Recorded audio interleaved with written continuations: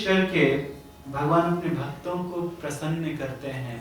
वृंदावन में, वृंदावन के जितने भी भक्त हैं, जितने भी गोपियां हैं, जितने भी ग्वाले हैं या गाय इत्यादि हैं या वृक्ष इत्यादि भी हैं, तो ये सब भगवान के परिकर हैं, ये सब भगवान के धाम से आए हैं।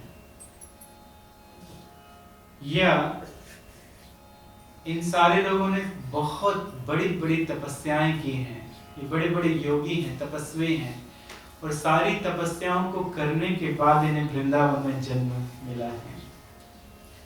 कुछ लोग कभी कभी बिना जाने ऐसा कह देते हैं कि भगवान ने इतनी सारी गोपियों के साथ रासलीला की, ऐसा कह देते हैं। तो वो लोग नहीं जानते हैं कि ये गोपियां कौन हैं।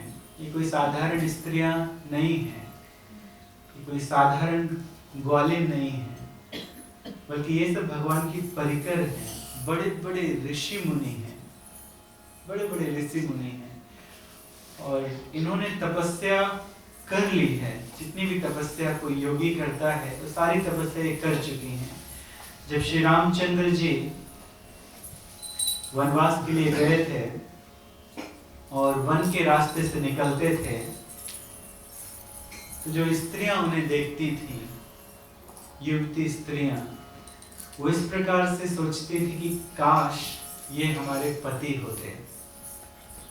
इस प्रकार से वो सोचती हैं। हम लोग भगवान के मंदिर में आते हैं, भगवान के विग्रह को देख के और हम लोग प्रार्थनाएं करते हैं, और हम लोग ये विश्वास रखते हैं कि भगवान हमारी प्रार्थनाओं को सुनते हैं। हृदय में हम लोग ये विश्वास होता है।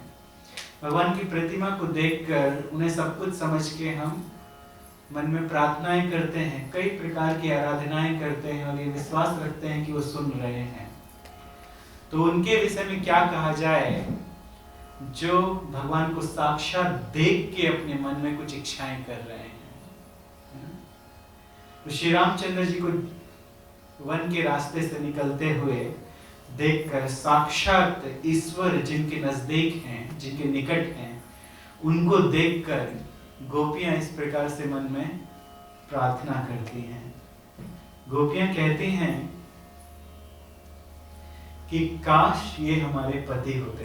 तो भगवान तुरंत अपने हृदय से कह देते हैं, तथास्तु, तुम सबकी इच्छाएं पूरी हो जाए। तो हजारों हजारों स्त्रियां इस तरह से प्रार्थना करती हैं और भगवान तथास्तु कहते जाते हैं। बहुत सारी वृद्ध स्त्रियां वो अपने मन में ऐसी भावनाएं लाती हैं कि काश ये हमारे पुत्र होते या इन्हें हम दूध पिलाते। तो भगवान उनको भी कह देते हैं तथास्तु। तो वो सब वृद्ध गोपियां बन जाती हैं, वृंदावन की गाय इत्यादि बन जाती हैं, जिनका दूध भगवान पीते हैं। तो इस प्रकार से ये बड़े बड़े ऋषि मुनि भी हैं जो बहुत लंबे समय तक, हजारों हजारों साल तक तपस्या करके और भगवान के साथ श्रृंगार भाव में रहना चाहते हैं। भगवान की प्राप्ति करने के लिए 5 प्रकार के भावों का वर्णन है। शांत रस, उसके बाद उससे जो श्रेय है, जो बढ़कर है, श्रेष्ठ है, वो क्या है? दास्य रस। उससे श्रेष्ठ है साख्य रस, और उससे श्रेष्ठ है वात्सल्य रस, और उसके बाद आता है माधुर्य रस, जो सर्वश्रेष्ठ है। भगवान को अपना प्रेमी मान के उनका भजन करना, भगवान के लिए अपना सर्वस्व न्यौछावर कर देना। तो कुछ बड़े बड़े ऋषि मुनि भगवान के साथ श्रृंगार भाव में रहना चाहते थे। बहुत लंबे समय तक उन्होंने तपस्या की थी, भगवान की भक्ति की थी। तो भगवान ने उन सब की इच्छा पूरी कर दी अपने कृष्ण जन्म में। ये कृष्ण जन्म भगवान का कोई अवतार नहीं है। कृष्ण जन्म भगवान अवतारीय है। अवतारीय का अर्थ है जिनसे सब प्रकार के अवतार निकलते हैं। तो भगवान श्री कृष्ण से सब प्रकार के अवतार प्रकट होते हैं, अवतार निकलते हैं, जितने भी प्रकार के अवतार हैं। तो भगवान श्री कृष्ण अवतारीय हैं। ब्रह्मा के एक दिन में एक बार भगवान श्री कृष्ण स्वयं आते हैं इस धरातल पर और आके भक्तों के साथ लीलाएं करते हैं। तो भगवान ने कहा तथास्तु सबको, और सब लोगों की इच्छाएं अपने इस जन्म में पूरी कर दें। तो इस प्रकार से ये गोपियां कोई साधारण स्त्रियां नहीं है, साधारण ग्वालिन नहीं है, बल्कि ये महान भक्त इत्यादि हैं। तो भगवान श्री कृष्ण वृंदावन में गोपियों को आनंद देते हैं, ग्वाल बालों को आनंद देते हैं, माताओं को आनंद देते हैं, सखाओं को आनंद देते हैं, कई प्रकार की लीला करते हैं। जब भगवान अपने घुटनों से चलते थे तो घुटनों से चल के धीरे धीरे वो गौशाला में पहुंच जाते थे, और गौशाला में पहुंचने के बाद भगवान, गौशाला में क्या होता है, गाय का गोबर इत्यादि होता है, गाय का मूत्र इत्यादि होता है, तो उसमें भगवान खेलने लगते थे, उनके साथ खेलने लगते थे, गोबर और गाय के मूत्र के साथ खेलने लगते थे। कई बार बंधी हुई गौशाला की गाय वो मूत्र त्याग करती है तो भगवान उसके नीचे बैठकर स्नान करते हैं। भगवान ये बताना चाहते हैं कि गाय सर्वश्रेष्ठ है, वो जो भी प्रदान करे, गाय केवल प्रदान करती है, देती है, उसका गौमूत्र भी उपयोग में आता है, यहाँ तक कि पूजा में उसका प्रयोग किया जाता है ना। गाय के गोबर से उस जगह को साफ किया जाता है जहाँ पे लोग पूजा करने वाले हैं, उस जगह को साफ करते हैं। और गाय क्या देती है, गाय दूध इत्यादि तो देती है, तो दूध से कितने प्रकार के पदार्थ बनते हैं, कितने प्रकार की मिठाइयाँ बनती हैं, पनीर इत्यादि बनता है, दही बनता है, माखन बनता है, घी बनता है। तो गाय केवल देने का कार्य करती है। तो भगवान गाय की महानता को समस्त संसार के सामने लाना चाहते हैं, और गाय के नीचे बैठकर वो मूत्र से भी स्नान करते हैं। और जब उनके सारे शरीर में गोबर इत्यादि लग जाता है तो तुरंत वो निकलते हैं गौशाला के बाहर, और सभी लोग भगवान को देखने लगते हैं। भगवान की ऐसी विशेषता है, भगवान इतने सुंदर हैं, इतने सुंदर हैं, यद्यपि उनके सारे शरीर पर गोबर लिपटा हुआ है, गोबर लगा हुआ है, लेकिन उसके बाद भी भगवान बहुत सुंदर लगते हैं ना। उनकी सुंदरता की कोई सीमा नहीं है, इतने सुंदर लगते हैं भगवान। और सब लोग सब तरफ से भगवान की तरफ देखने लगते हैं, भगवान के पीछे हो लेते हैं। और जब सब लोग भगवान के पीछे हो लेते हैं भगवान को देखने के लिए, तो भगवान डर जाते हैं और जल्दी जल्दी जल्दी करके अपनी माता की गोद में चले जाते हैं, अपनी यशोदा मैया की गोद में चले जाते हैं। यशोदा मैया ये भी नहीं देखती है कि अभी इसके शरीर में गोबर लगा है, पहले इसे साफ कर दें फिर बाद में इसे उठाएंगे। माता में इतना भाव है कृष्ण के प्रति, इतना अधिक वात्सल्य है कि तुरंत वो कृष्ण को गोद में उठा लेती है, भले ही वो गोबर में क्यों न लिपटे हों। और गोबर में लिपटे तो अच्छा ही है, वो उनको उठा लेंगे तो भी पवित्र होंगे। तो जब भी भगवान किसी बड़े राक्षस का वध करते हैं तो भगवान को गोबर से स्नान कराया जाता है। पूतना इत्यादि आई और पूतना का वध हो गया, तो उसके बाद भी भगवान ऐसा सोचते हैं कि ऐसा तो नहीं कि भगवान को किसी की नजर लग गई हो या इसके ऊपर कुदृष्टि, किसी की बुरी दृष्टि है, तो गोबर से भगवान का स्नान कराया जाता है, गौमूत्र से भगवान का स्नान कराया जाता है। मंदिर में भी हम लोग जब भगवान का अभिषेक करते हैं तो भगवान का अभिषेक पहले हम लोग पंचगव्य से करते हैं, इसके बाद पंचामृत से किया जाता है। पंचगव्य का अर्थ क्या है, जो 5 चीजें गाय से निकलती हैं उनको पंचगव्य कहते हैं।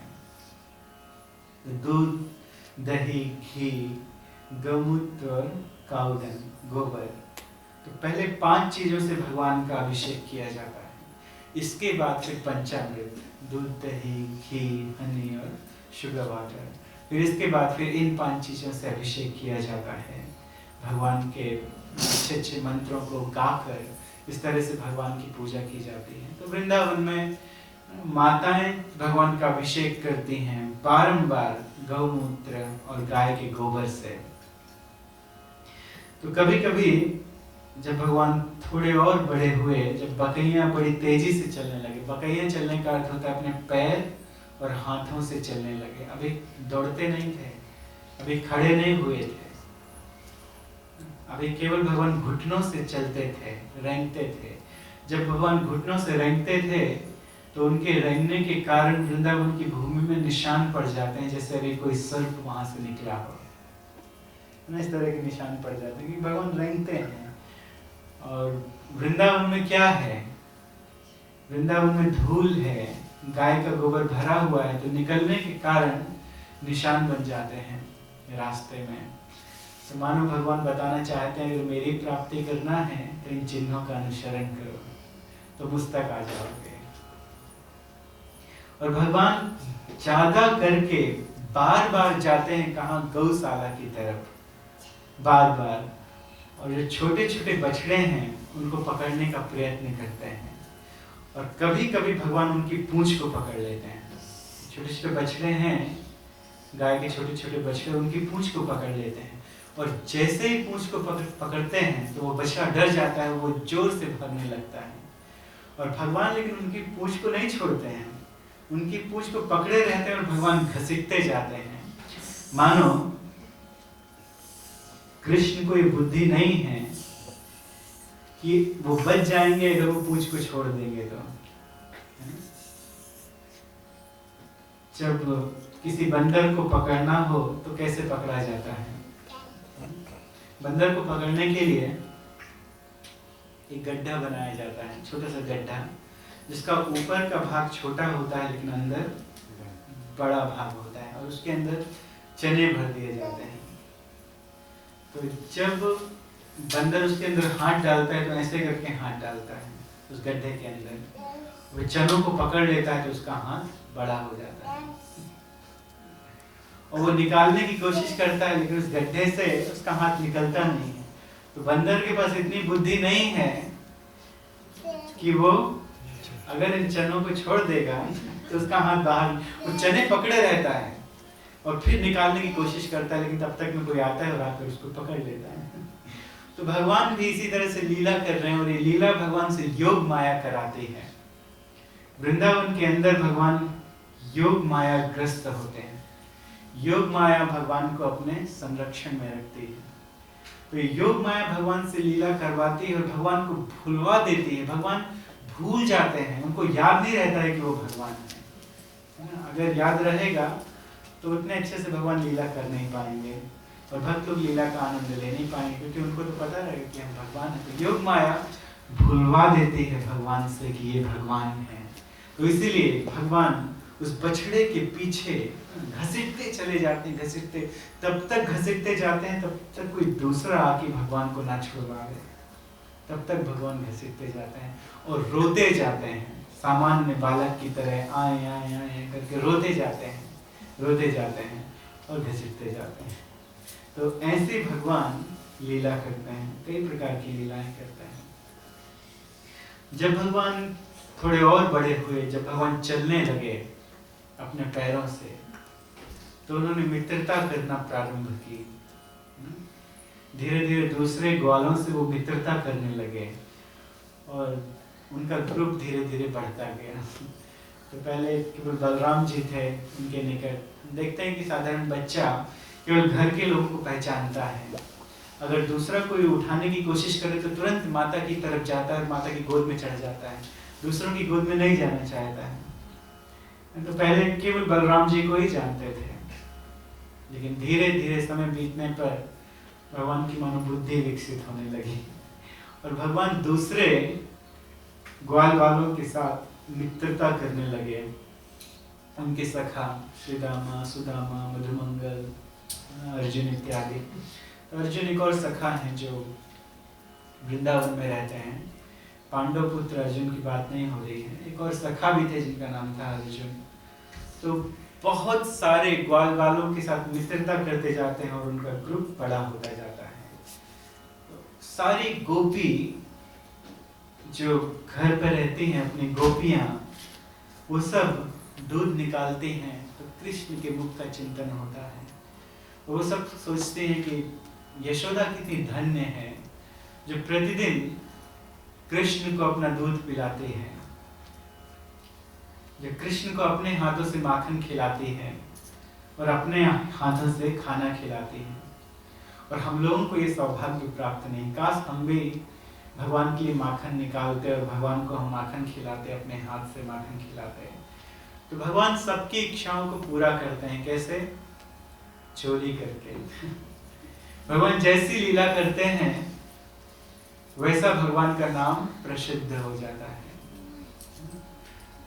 भगवान श्री कृष्ण लीला करने वाले हैं, इसलिए उनमें लीला माधुरी है। श्री रामचंद्र जी भी लीला किए बचपन में, लेकिन भगवान कृष्ण जैसी लीला नहीं किए। मर्यादा पुरुषोत्तम राम कहा जाता है, तो अपनी मर्यादा में ही रहे हमेशा। लेकिन भगवान श्री कृष्ण लीला करना प्रारंभ किए तो चोरी से। सबसे पहला उनका कार्य था, सबसे पहली उनकी लीला थी माखन चोरी की लीला। इसलिए प्रेम से कहा जाता है माखन चोर। कृष्ण को माखन चोर कहा जाता है। तो भगवान जैसी लीला करते हैं वैसा भगवान का नाम हो जाता है। भगवान रण छोड़ के भागे तो उनका नाम क्या पड़ गया? रणछोड़। डाकोर में राय रणछोड़ जी का मंदिर है और हजारों भक्त वहां जाते हैं राय रणछोड़ जी का दर्शन करने के लिए। देखिए, क्षत्रिय उनका धर्म होता है कि वो युद्ध में पीठ नहीं दिखा सकते हैं। यदि युद्ध के लिए ललकारा जाए तो उनको जाके युद्ध करना होता है, तब उन्हें स्वर्ग लोक की प्राप्ति होगी। ये क्षत्रियों का धर्म है। अगर उन्होंने युद्ध में पीठ दिखा दिया तो उन्हें स्वर्ग की प्राप्ति नहीं होती। लेकिन भगवान तो रण छोड़ के भाग गए, और रण छोड़ के भागने के कारण उनका नाम क्या प्रसिद्ध हुआ? रणछोड़। और भक्त लोग इस लीला को गाते हैं। वास्तव में वो गए थे मुचकुंद महाराज का उद्धार करने के लिए। मुचकुंद महाराज वहां दूर एक गुफा में लेटे हुए थे। तो पहले वो भगवान के भक्त थे और उस समय वो सो रहे थे।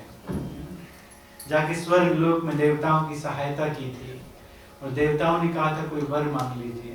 तो देवता जान गए कि बहुत दिनों से ये हमारे लिए, देवताओं के लिए युद्ध कर रहे हैं, तो बहुत थक गए होंगे। तो उन्होंने कहा ठीक है, हम आपको ऐसी शक्ति देते हैं कि आप बहुत लंबे समय तक सो जाएंगे, सोकर अपनी थकावट को मिटा लेंगे। और अगर कोई आपकी निद्रा को भंग करेगा तो वो भस्म हो जाएगा। तो यद्यपि वो सो रहे थे, और सोने का अर्थ क्या होता है? अगर कोई सो जाए तो सोने का अर्थ होता है कि वो अज्ञान में पहुंच गया, वो अज्ञान में चला गया। जितनी देर के लिए कोई सो रहा है उतनी देर के लिए वो अज्ञान में है, वो मरा हुआ है ना? तो यद्यपि मुचकुंद महाराज सो रहे थे, लेकिन सोते हुए का उद्धार करने के लिए भगवान वहां भाग के पहुंचे। क्या भगवान स्वयं नहीं वध कर सकते थे राक्षसों का? क्या जरूरत थी वहां जाने की? लेकिन भगवान के मन में तुरंत आया, भगवान ने ध्यान किया कि मुचकुंद महाराज ने मेरी भक्ति की है तो इन्हें मुक्त करना चाहिए। और अगर इसी तरह से सोते रहेंगे तो हमारे धाम कैसे पहुंचेंगे? तो इनको निद्रा से भी जगा दिया जाए। और भगवान स्वयं निद्रा से जगा नहीं सकते, क्योंकि उनको तो देवताओं ने वरदान दिया था जो तुम्हारी निद्रा को भंग करेगा वो भस्म हो जाएगा। तो भगवान ने अच्छा तरीका है। तो भगवान वहां से भागे राक्षस के डर से। दिखा रहे हैं कि डर है, लेकिन वास्तव में डर नहीं है। और जाके अपना पीताम्बर मुचकुंद महाराज के ऊपर छोड़ दिए, तो भगवान छुप गए पीछे। तो राक्षस वहां जाकर कहता है कि युद्ध में मुझसे डर के पलायन कर दिया, पीठ दिखा के भागा, और यहाँ पे आके आराम से मस्ती में सो रहा है। तो उसने अपने पैरों से आघात किया मुचकुंद महाराज की छाती में। ऊपर से तो पीताम्बर पड़ा था, तो वो सोचे कि कृष्ण है, तो जोर से आघात किया और उस पर मुचकुंद महाराज उठ गए। उठ के सबसे पहले राक्षस को देखा, वो जल के भस्म हो गया। फिर भगवान की लीला। इसके बाद मुचकुंद महाराज ने भगवान को देखा और भगवान की स्तुति की। तो भगवान चाहते हैं अपने भक्तों का उद्धार करना। सोते हुए भक्तों का उद्धार भगवान कर देते हैं। जो लोग सो रहे हैं उनका भी उद्धार कर देते हैं। तो उनके बारे में क्या कहा जाए? जो भगवान के नित्य पार्षद हैं, नित्य सिद्ध हैं, उनको तो हमेशा ही भगवान आनंद देते रहते हैं, आनंद देते रहते हैं। तो भगवान वृंदावन के इन ग्वाल वालों के साथ आनंद की लीला करते हैं। तो जैसे लीला करते जाएंगे वैसे भगवान का नाम होता जाएगा। ये लीला तो बाद में किए थे रणछोड़ की, लेकिन फिर भी भगवान को क्या कहा जाता है? राय रणछोड़। तो प्रथम भगवान का नाम इस लीला में, तो लीला करना प्रारंभ किए, प्रथम नाम क्या प्रसिद्ध हुआ? माखन चोर, चोरी करने वाले। पहला काम भगवान ने क्या सीखा? चोरी करना सीखा, चुराना सीखा। तो भगवान अकेले नहीं जाते हैं, भगवान का पूरा ग्रुप है। वो चोरी करते हैं, जाके किसी के घर पे चुरा के माखन खाते हैं। और केवल चुरा के माखन नहीं खाते, बल्कि माखन को सब तरफ फैला देते हैं पूरे घर में, पूरा घर गंदा कर देते हैं। इसमें भगवान को आनंद आता है। और कभी इसके घर पे, कभी उसके घर पे, कभी उसके घर पे, जगह जगह जाकर भगवान चोरी करके खाते हैं। सोचिए, ये ब्रज 84 कोस में फैला हुआ है, 84 कोस में। 84 कोस का अर्थ है 168 माइल। तो इतनी बृहद जगह पे फैला हुआ है ब्रज। लेकिन भगवान, कितनी कितनी गोपियां होंगी उस ब्रज में, और सबकी इच्छा रहती है कि वो भगवान को माखन खिलाएं। तो भगवान हर किसी के घर पे चोरी करते हैं, सबके घर पे। कभी किसी के घर पे चोरी कर रहे हैं, कभी किसी के घर पे चोरी कर रहे हैं। तो गोपियां, भगवान जब चोरी करते हैं तो चोरी करने के बाद यशोदा मैया के घर पे आती हैं भगवान की शिकायत लेकर। शिकायत लेकर क्यों आती हैं? जब उनके मन में इच्छा थी कि काश हम इनको माखन खिलाते, और आज वो जाके खा रहे हैं, तो फिर वो शिकायत कर रही हैं। तो वास्तव में वो शिकायत करने के लिए नहीं आती हैं वो गोपियां। वो गोपियां आती हैं भगवान का दर्शन करने के लिए। पहले तो छुप कर देखती हैं कि भगवान किस तरह से माखन चुरा कर खा रहे हैं, आनंद से माखन चुरा रहे हैं, खेल रहे हैं। जिनसे प्रेम है उनकी शिकायत भला क्या, लेकिन फिर भी शिकायत लेके इसलिए आती हैं कि जब चोरी कर रहे थे तब जी भर के देखा नहीं। अब यशोदा मैया के घर जाने के लिए कोई ना कोई बहाना तो चाहिए ना, बिना बहाने तो चले नहीं जाएंगे। नहीं तो यशोदा मैया कहेंगी क्यों आई हो यहाँ, क्या कारण है, जाओ हमें अपना काम करने दो। तो बहाना लेकर जाती हैं और जाके कहती हैं कि यशोदा बहन, ये तुम्हारा लाला हमें बहुत परेशान करता है, ये तुम्हारा कन्हैया हमें बहुत परेशान करता है, इसने नाक में दम कर दी है। जब गोपियां बोलना शुरू करती हैं तो कोई भी गालियां नहीं छोड़ती हैं। वो सब प्रकार, वो उनकी आदत है कि वो गाली देते हुए प्यार से बोलती हैं, वो उनका प्यार है, उनकी गाली में उनका प्यार मिला है। एक बार एक महात्मा पहली बार जा रहे थे वृंदावन में, वृंदावन ब्रज का दर्शन करने के लिए। वो बार बार पूछते थे, वृंदावन आ गया भैया, मथुरा आ गया, ट्रेन में बैठे थे, मथुरा आए तो हमें बता देना। तो किसी ने कहा कि बाबा बार बार पूछने की जरूरत नहीं है, जब लोग गालियां देने लगे, जब गालियों की आवाजें आने लगे तो समझ जाना कि मथुरा आ गया है और वहां उतर जाना। तो प्रेम से गोपियां इस तरह से कहती है, तुम्हारा कन्हैया ये तो नाक में दम करके रखा है सखी। तो मैया कहती, क्या किया मेरे कन्हैया ने, तुम जानती हो ये आके माखन चुरा के खाता है, इसकी आदत हो गई है चोरी करने की। तो मैया ऐसे हंस के बोलती है, देखो तुम लोग कितनी निष्ठुर हो, तुम्हारे हृदय में दया नहीं है। उसको भूख लगी है बेचारे को, तो माखन क्यों नहीं दे देती हो? तुम लोग नहीं देती हो इसलिए उसको चुराना पड़ता होगा। मैया ने ऐसा क्यों कहा? मैया ने ऐसा केवल इसलिए कहा क्योंकि मैया को विश्वास नहीं था कि ये कभी माखन चुरा के खा सकता है। अरे जिनके घर पे 9 लाख गायें हैं, 900,000 काउज जिनके पास में हैं, दूध दही माखन भरा पड़ा है चारों तरफ, ना खराब हो जाता था दही माखन। तो एक कुंड था वृंदावन में, आज भी एक कुंड है जहाँ पे बचा हुआ माखन फेंक दिया जाता था। बचा हुआ दूध फेंक दिया जाता था। तो उसका पूरा एक कुंड था, तो वहां पे गाय आके गाय के बच्चे आके वो बछड़े इत्यादि आके वहां पी लेते थे उसको। तो पूरा एक कुंड है ब्रज में, यहाँ बचा हुआ माखन इत्यादि फेंक दिया जाता है। तो मैया कहती है कि हमारे घर में तो कोई कमी है नहीं, क्यों ये किसी के घर पे जाएगा चुराने के लिए। लेकिन मैया समझ गई ये लोग झूठ बोल रहे हैं, यद्यपि वो लोग झूठ नहीं बोल रहे थे, लेकिन मैया ने ऐसा समझा कि ये लोग झूठ बोल रहे हैं। तो मैया ने कहा तुम लोग नहीं देती होगी इसलिए तो बेचारे को चोरी करना पड़ती है। कितनी निष्ठुर हो तुम लोग, थोड़ा सा माखन नहीं खिला सकते हो। अरे सखी, हम कितने प्रेम से इसको माखन देना चाहते हैं, बारंबार इसके सामने हम माखन का पात्र लेके आते हैं और कहते हैं बेटा खा लो, बेटा खा लो, और ये नहीं खाता है। हरे कृष्ण। और ये नहीं खाता है, ये दिया हुआ माखन नहीं खाता है, इसकी जीभ में तो चोरी का माल लग गया है। जब तक ये चोरी नहीं करता है इसको आनंद नहीं आता है, इसको अच्छा नहीं लगता है, इसको चोरी का खाने में ही आनंद आता है। मैया ने कहा अच्छा ये चोरी करके खाता है, तो कैसे चोरी करता है ये? तुम लोग क्या अपने घर को बंद करके नहीं रखती हो? अरे तुम नहीं जानती हो, कल्पितः स्ते योगः, श्रीमद् भागवतम में ऐसा कहा गया है, ये चोरी के नए नए तरीके बनाता है। जब एक तरीका फेल हो जाता है तो दूसरा, आज तक किसी ने सोचा भी नहीं होगा किसी चोर ने वो तरीका, जो तरीका ये बना लेता है। अच्छा, तो मैया को विश्वास नहीं हो रहा है, मैया जानना चाहती है क्या करता है ये, क्या ऐसा करता है।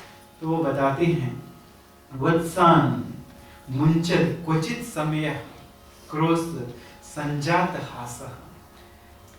जब किसी के घर पे इसको घुसना होता है तो किस समय में घुसता है?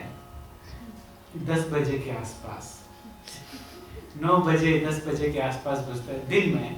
क्यों दिन में?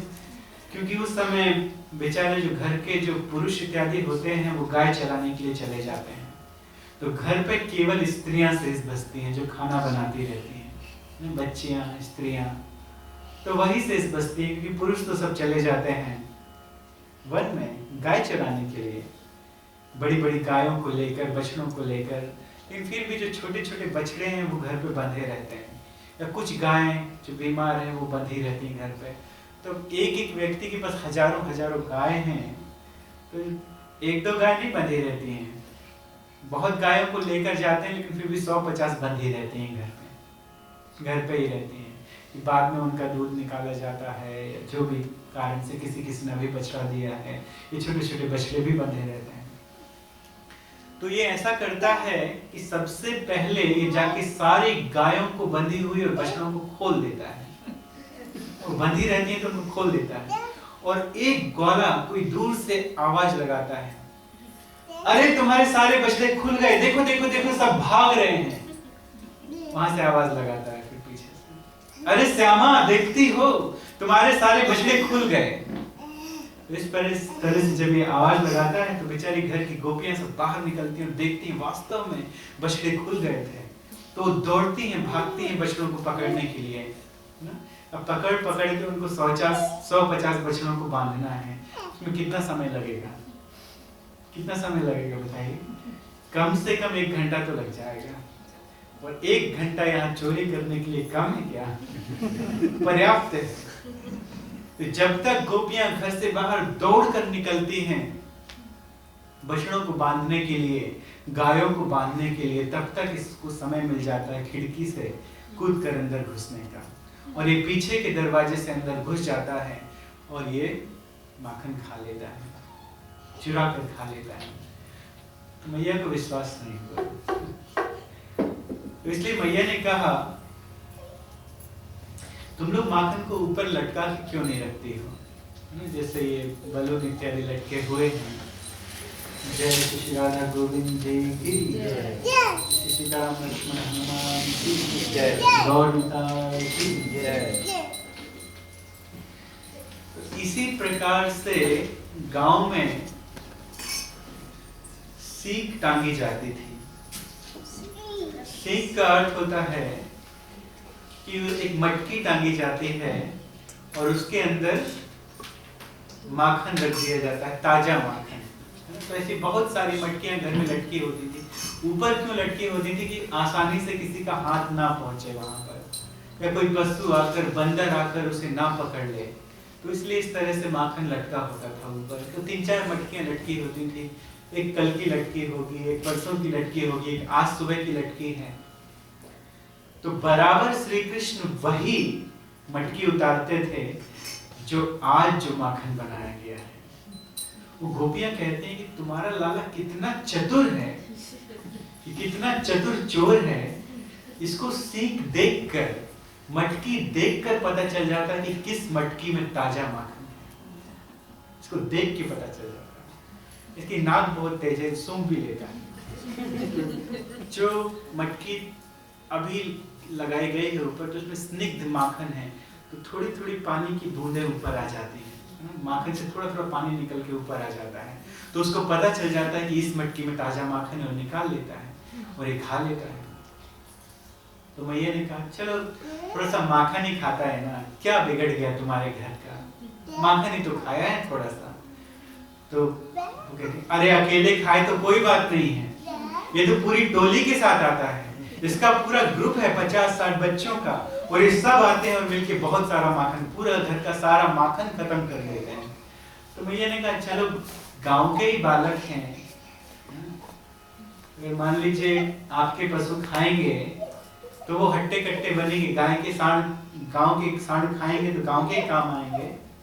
तो अगर गांव के बच्चे अगर खा रहे हैं तो हमारे ही बच्चे हैं, किसी दूसरे के बच्चे तो हैं नहीं, तो अच्छा है ना, तुम्हारे बच्चे हट्टे कट्टे होंगे, गांव के बच्चे हट्टे कट्टे होंगे, तो अच्छी बात है।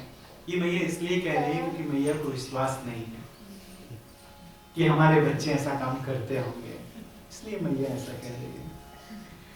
तो वो कहती है अरे ये बात नहीं है मैया कि केवल ये लोग अकेले खाते हैं, जब इन सबका पेट भर जाता है तो मरकान भोक्ष्य विभजति, तो ये मरकान, ये बंदरों को खिलाना शुरू करते हैं। जब इन लोग ये सब जब खा के तृप्त हो जाते हैं, जब इनका पेट भर जाता है तो बंदरों को फेंक फेंक कर खिलाते हैं, माखन के लड्डू बना बना कर फेंक फेंक कर खिलाते हैं। तो कुछ तो बंदरों को माखन मिलता है और कुछ घर में फैलता है, तो पूरा घर भी गंदा हो जाता है।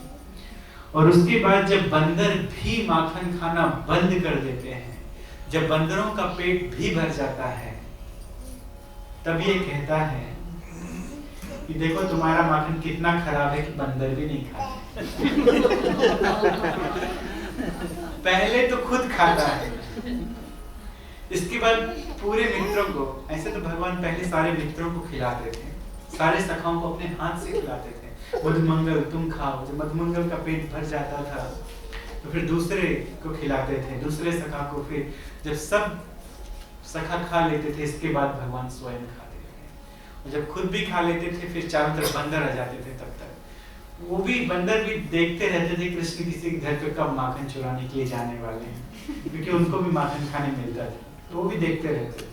तो जहां कृष्ण जाते थे वहां बहुत सारे बंदर आ जाते थे, और फिर मरकान भुक्षा, फिर बंदरों के लिए फीस्ट होता था चारों तरफ। और जब वो भी खा लेते थे तो फिर ये हमें ऐसे अंगूठा दिखाता है, कहता है कि तुम्हारा माखन कितना खराब है कि बंदर भी नहीं खाते हैं। तो मैया ने कहा क्यों नहीं तुम अपनी सीख को, उस मटकी को और ऊपर लगाओ, जहां तक इसका हाथ ना पहुंच पाए। तुम लोग नीचे लगाती होगी तो ये हाथ इसका पहुंच जाता है, थोड़ा और ऊपर लगाओ। अरे यशोदा, हमने करके देख लिया, अभी बताया ना तुमको कि कल्पित ही चोर है, ये तो चोर के चोरी के नए नए आइडिया बनाता है। हमने और ऊपर लगा के देखा तो ये क्या करता है, ये अपने साथ एक स्टिक लेके आता है, एक डंडा लेके आता है, और मटकी के बिल्कुल बीच में धीरे से ऐसे मारता है। अब मटकी तो गीली है, उसके अंदर ताजा माखन है, तो मटकी कमजोर हो जाती है। तो जब धीरे से ऐसे मारता है बीच में, तो बीच में ही छेद होता है उस मटकी में, और फिर वो माखन गिरने लगता है। तो एक एक करके ये बालक आते हैं उस मटकी के नीचे और ऐसे करके माखन खाते हैं, ऐसे करके माखन खाते हैं। एक एक करके आते हैं और इस तरह से माखन खा जाते हैं। अब हम जानते हैं कि अब तुम क्या कहोगी भैया यशोदा, अब तुम कहोगे कि और ऊपर क्यों नहीं लगाती हो, थोड़ा और ऊपर लगाओ जहां तक इनकी डंडी ना पहुंचे, जहां तक इनकी स्टिक ना पहुंचे इतना ऊपर लगाओ। हमने वो भी किया, वो भी करके देखा है। लेकिन ये क्या करते हैं, 5-6 बालक खड़े होते हैं, उसके ऊपर और 2-3 खड़े होते हैं, फिर उनके ऊपर 2-3 और सबसे ऊपर ये तुम्हारा कन्हैया खड़ा हो जाता है और ये माखन निकाल लेता है ऊपर। ये जो मटकी फोड़ की प्रतियोगिता है, कंपटीशन है, किसने शुरू किया है? ये कृष्ण ने ही शुरू किया है, ये भगवान ने ही शुरू किया है। इसीलिए जन्माष्टमी के आसपास दूसरे लोग भी इस तरह से मटकी फोड़ प्रतियोगिताएं इत्यादि करते हैं। ये सब कृष्ण के द्वारा शुरू किया गया है। ये खेल, कृष्ण इस तरह का खेल खेलते हैं। तो इस तरह से माखन निकाल लेता है और खा लेता है। तब मैया ने कहा कि अच्छा ये ऐसा करता है तो हम लोग सबके घर पे एक कोठरी है, एक अंधेरी कोठरी है, ये अंधेरे में जाने में बड़ा डरता है। मैया कभी कभी कहती थी अंधेरे कमरे में या अंधेरी जगह पे जाने की मना करती थी। क्यों? मैया कहती थी बेटा वहां पे जाओ, वहां पे मत जाना, वहां पे जाओगे अंधेरा है, वहां पे हवा रहता है। गांव में जब बच्चों को डराना होता है तो इस तरह से डराया जाता है। क्या कहा जाता है कि वहां मत जाना, हवा आ जाएगा, हाउ आ जाएगा। कुछ लोग हवा कहते हैं, कुछ लोग हाउ कहते हैं। वृंदावन में हाउ कहा जाता है। वहां पे मत जाना, नहीं तो हाउ आके तुम्हें पकड़ लेगा। कभी कभी बड़ी सींगे वाली गाय रहती है तो वो कहीं मार ना दे तो मैया को डर लगता है। कुछ ऐसे जानवर है जिनके दांत बड़े बड़े, जैसे कुत्ते इत्यादि, है ना, वो तो जंगल है वृंदावन, वहां तो कई प्रकार के जंगली जानवर भी आते हैं। तो मैया को डर है कि कहीं ये वहां पहुंच ना जाए, तो मैया कहती देखो हाउ है, वहां मत जाना। और बिल्ली इत्यादि भी छुपी रहती है, चूहे छुपे रहते हैं अंधेरे कमरे में, तो वहां भी जाने के लिए मना करती है। तो भगवान श्री कृष्ण कहते हैं मैया से, मैया मैंने बहुत सारे अवतार लिए, ये हाउ कभी नहीं देखा। मैंने नरसिंह अवतार लिया, हाउ नहीं देखा। मैंने राम अवतार लिया, लेकिन वहां भी हाउ नहीं देखा। और भी मैंने बहुत सारे अवतार लिए, लेकिन हाउ दिखा नहीं। और तुम मुझे हाउ दिखाना चाहते हो इस जन्म में, तब तक वहां से बिल्ली आवाज कर दी म्याऊ। तो तुरंत भगवान डर के आके मैया की गोदी में छुप जाते, मैया को पकड़ लेते हैं। तो ये सारा बहादुरी सारी चली गई। अच्छा तुमने लिया था नरसिंह अवतार? हाँ, मैया को तो भगवान दिखते नहीं, उनको तो उनका लाला ही दिखता है। जब वो कहेगा कि मैं राम अवतार लिया तो मैया कहेगी अभी एक चांटा लगेगा, सब समझ में आ जाएगा। तो सारा राम अवतार निकल गया, नरसिंह अवतार निकल गया। आप तुम्हारे बिल्ली से डरते हो। तो हर किसी के घर पे एक अंधेरी कोठरी होती है, और उस अंधेरी कोठरी में कोई जाता नहीं है। वहां पे वो लोग अपना सोना चांदी इत्यादि छुपा के रखते हैं। तो मैया ने कहा तुम लोग माखन को अंधेरी कोठरी में क्यों नहीं रखती हो, वहां ये जाएगा नहीं। तब वो गोपियां कहती हैं ध्वांतागारे धृतिमणिगणं स्वांगम अर्थम प्रदीपम, स्वांग अर्थम प्रदीपम। अच्छा तुम हमें बता रही हो कि हम अंधेरी कोठरी में रखें।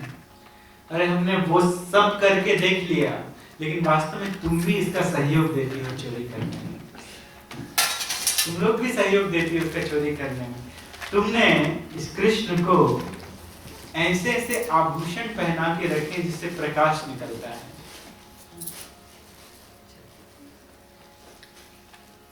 ऐसे आभूषण से पहना के रखे जिससे प्रकाश निकलता है, ये जहां जाता है वहां प्रकाश हो जाता है। तो मैया ने कहा कि ठीक है आज मैं इसके सारे गहने निकाल लूंगी। जो गहने इसको पहना के रखे हैं, मणियां पहना के रखी हैं, वो सब आज मैं निकाल लूंगी। तब वो गोपियां कहती नहीं नहीं नहीं नहीं ऐसा मत करना। उनको लगा कि देखो हमारे कारण कृष्ण के गहने उतर जाएंगे। तब वो कहती हैं ऐसा मत करना,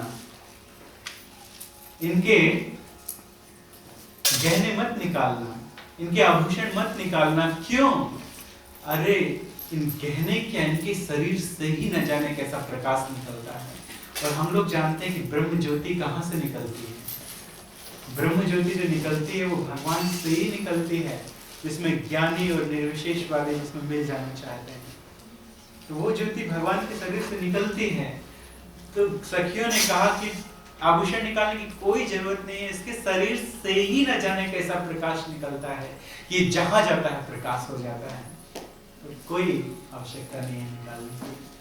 और तब तक भगवान श्री कृष्ण मैया के पास आ जाते हैं, पीछे छुप जाते हैं आकर मैया के कपड़ों के पीछे। और जब वो शिकायत करती है तो भगवान श्री कृष्ण ऐसे करके मैया को देखते हैं, पीछे छुपे हैं और पीछे छुप के मैया के चेहरे को ऐसे करके देखते हैं कि मैया बड़ी है, कृष्ण छोटे हैं, तो ऐसे करके देखते हैं कहीं मैया को गुस्सा तो नहीं आ रहा है, क्रोधित तो नहीं हो रही है मैया। तो देखते हैं कि मैया तो हंस रही है। तब फिर भगवान श्री कृष्ण वो खुश हो जाते हैं, अब हमारा कुछ नहीं होगा, अब हमें वो डांटेगी नहीं, मारेगी नहीं। तो मैया के पीछे खड़े होकर गोपियों को ऐसे अंगूठा दिखाते हैं कि तुम चाहे कितनी भी शिकायत कर लो, कुछ भी कर लो, ये मेरी मैया है ना, ये मेरे ऊपर विश्वास करेगी, तुम लोगों के ऊपर थोड़ी ना विश्वास करेगी। तो इस तरह से वो मैया को विश्वास नहीं हो रहा था। गोपियां बार बार आती थी, बार बार आती थी, लेकिन मैया को विश्वास नहीं होता था। मैया गोपियों से कहती है किसी दिन पकड़ कर लेकर आओ इसे, जब ये माखन खाए उस समय पकड़ कर लेकर आओ तो हम विश्वास करेंगे, तो हम मान जाएंगे। लेकिन पकड़ेंगे कैसे कृष्ण को? बड़े बड़े योगी, बड़े बड़े तपस्वी, आध्यात्मवादी भक्त भगवान को पकड़ने का प्रयास करते हैं, लेकिन भगवान की ब्रह्म ज्योति को भी नहीं छू पाते हैं, तो कैसे कोई भगवान को पकड़ेगा? लेकिन ना, एक दिन एक गोपी ने भगवान को पकड़ने की योजना बनाई कि आज हम भगवान को पकड़ लेंगे। तो योजना कैसे बनाई? उसने एक सीकर ऊपर लगाया, एक मटकी लगाई और मटकी के चारों तरफ झुनझुने लगा दिए, घंटियां लगा दी छोटी छोटी, कि जब कृष्ण ये मटकी खोलेगा तो आवाज आ जाएगी और उसी समय आके इसको पकड़ लेंगे। तो भगवान हमेशा की तरह कुछ गैयों को छोड़े, जब गोपियां घर के बाहर गई उनको बांधने के लिए, तो भगवान उस घर के अंदर प्रवेश किए और भगवान देखते हैं उस मटकी की तरफ, इसमें ताजा माखन है। समझ गए भगवान, इसमें ताजा माखन है। फिर भगवान कहते हैं बहुत मटकी देखी, ऐसी मटकी हम पहली बार देख रहे हैं जिसमें चारों तरफ घंटियां लगी हों, ऐसी मटकी तो हमने अब तक नहीं देखी। तो भगवान सारी बात को समझ गए। तो भगवान उन घंटियों से कहते हैं, भगवान से घंटियों से कहते हैं, देखो अब मैं माखन निकालने वाला हूं, तुम लोग एक भी आवाज मत करना, ये मेरा आदेश है। वृंदावन की हर एक वस्तु चिन्मय है, हर एक वस्तु जीवंत है। वृंदावन के हर एक आभूषण जो माता पहनी है, ये जो ग्वाल बाल पहने हैं, उनमें भी सोचने समझने की शक्ति है। वृंदावन के पेड़ पौधों में सोचने समझने की क्षमता है। ऐसा कहते हैं कि पेड़ पौधों में सोचने और समझने की क्षमता कम होती है, वो लोग नहीं सोचते, वो लोग चेतना उनमें नहीं होती है, मनुष्य में चेतना होती है। तो लेकिन वृंदावन की हर एक लता पता वो सब सोचने और समझने की क्षमता रखते हैं और सब भगवान की सेवा करना चाहते हैं। तो घंटियों ने तुरंत कह दिया, हाँ ठीक है, नहीं बचेंगे। तो भगवान चढ़ गए गोपों के ऊपर और चढ़ के भगवान ने क्या किया, वो मटकी निकाल ली। और जब भगवान ने मटकी निकाली तो कोई भी घंटियां नहीं बची, एक घंटी से भी आवाज नहीं आई। इसके बाद भगवान ने अपने हाथों से बड़े प्रेम से माखन निकाल के श्रीदामा को खिलाया, सुदामा को खिलाया, मधुमंगल को खिलाया और भी जितने सखा थे सबको खिलाया। जब सबका पेट भर गया तो भगवान फिर अपना भोग लगाने लगे। तो भगवान माखन निकाले अपने लिए, जैसे ही मुख के पास लाए झन झन झन झन झन करके सारी घंटियां बजने लगी, टन टन टन टन टन टन टन टन घंटियां बजने लगी। तो भगवान डर गए तुरंत, वो माखन हाथ से गिर गया। भगवान कहते हैं अरे मना किया था तुम्हें कि मत बजना, अब वो गोपियां आएंगी और हमको पकड़ लेंगी, तुम्हें हमने मना किया था कि कोई भी घंटी आवाज मत करना और तुम लोग बजने लगे। तो गोपियां कहती हैं हम क्या करें, आपने ही तो शास्त्र में ऐसा नियम बनाया है कि जब आपको भोग लगे तो घंटी बजाना चाहिए और अब आपको भोग लग रहा है तो हम सब घंटी बजा रहे हैं, इसमें हमारी क्या गलती है। तो इस तरह से गोपी आई और गोपी ने कृष्ण को पकड़ लिया, जल्दी से पकड़ लिया कृष्ण, पर भगवान रोने लगे, भगवान श्री कृष्ण रोने लगे और पकड़ के यशोदा मैया के सीधे घर ले गई, सीधे घर ले गई। यशोदा, यशोदा बहन बाहर निकलो, बाहर आओ। तुम्हें कभी विश्वास नहीं होता था ना कि तुम्हारा लाला चोरी करता है, तुम्हारा लाला माखन खाता है, मटकी फोड़ता है, सारे घर को गंदा करता है, बंदरों को खिलाता है। आज देखो हम तुम्हारे लाला को रंगे हाथों पकड़ कर लेकर आए, इसे हमने पकड़ लिया है, देखो मैया। तो मैया निकलती है घर के अंदर से और गोपियां लगी थी बताने में, तुम्हारे बदमाश को आज हमने पकड़ लिया है, इसे हमने रंगे हाथों पकड़ लिया, देखो देखो इसके मुंह में भी माखन लगा है। तो मैया देख रही थी, तो मैया गोपियों की तरफ देखती और मुस्कुरा रही है। तो गोपियां कहती हैं आज भी मुस्कुरा रही हो, अरे आज तो दंड दो। और कोई भी गोपी चाहती नहीं कि कृष्ण को दंड दिया जाए ना, मन में एक भय रहता है, लेकिन फिर भी वो आई हैं लीला करने के लिए, तमाशा करने के लिए वहां पर। तो जैसे भगवान मैया मारना शुरू कर देगी तो वो हाथ पकड़ लेंगी, मारने नहीं देगी, एक भी गोपी मारने नहीं देगी। लेकिन वो बोले आज भी हंस रही हो, आज तो इसे दंड दो, हम देखना चाहते हैं इस बालक को दंड देते हुए, क्योंकि हमें बहुत परेशान करता है, इसने हमारी नाक में दम करके रखा है। तब तक गोपियां यहाँ से गई थी, बालक को पकड़ के, वहां मैया खड़ी हैं, घर से निकली हैं और वहीं अंदर दरवाजे से कृष्ण निकलते, अपनी आंखों को मलते हुए, कौन है मैया? कहते मैया कौन आया है जिसने हमारी निद्रा में विघ्न डाल दिया? तो गोपी बेचारी चकित हो जाती है, ऐसे देखने लगती है, अरे हम तो कृष्ण को यहाँ पकड़ के लेकर आए हैं, वो वहां से कहां से निकल रहा है, वहां कैसे पहुंचा? तो मैया कहती देखो किसको पकड़ के लेकर आए, देखो। तो देखती है बेचारी, तो उसका ही बालक बन भगवान श्री कृष्ण उसका बालक बन जाते हैं। पकड़ा था भगवान श्री कृष्ण को, लेकिन वो भगवान उसका बालक बन गए और वो वहां से निकल रहे हैं। बेचारी गोपी चकित हो जाती है, रास्ते में सोचते सोचते जाती है, मैंने कृष्ण को पकड़ा था और ये श्री राम तुम कहां से आ गए? तो वो डांटी, तू कहां से आ गया? मैंने तो कृष्ण को पकड़ा था, ऐसा कहती है। तो बेचारा मैया तुमने तो मुझे ही पकड़ा था। और फिर जब जाती है घर की तरफ तो वहां दीवार के ऊपर कृष्ण बैठे रहते हैं, या घास के बहुत बड़े ढेर के ऊपर कृष्ण बैठे रहते हैं, अपनी बांसुरी लिए और एक मटकी भी है उनके हाथ में, माखन खा रहे हैं। कहते हैं क्या हुआ श्यामा? ऐसे कहते हैं, श्यामा क्या हुआ? ये तुम्हारे घर की मटकी है ना? ऐसा कहते हैं।